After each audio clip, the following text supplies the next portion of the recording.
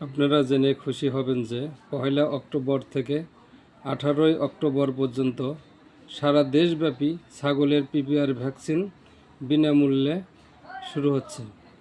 আপনারা প্রাণী সম্পদ অফিসে যোগাযোগ করবেন এবং ইউনিয়ন পর্যায়ে ভ্যাকসিনেটরের সাথে যোগাযোগ করে সকল ছাগলকে পিপিআর রোগ ভ্যাকসিন নিশ্চিত করবেন।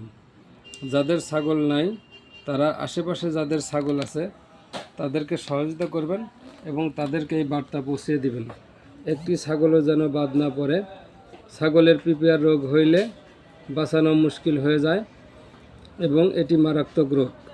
ভ্যাকসিন ছাড়া এর কোনো বিকল্প নেই। আপনারা অবশ্যই ভ্যাকসিন ক্যাম্পে নিয়ে এসে ভ্যাকসিন করিয়ে নেবেন। সকলকে ধন্যবাদ জানিয়ে আবারও বলছি, একটি ছাগলের যেন বাদ না পড়ে সেদিকে সবাই খেয়াল রাখবেন।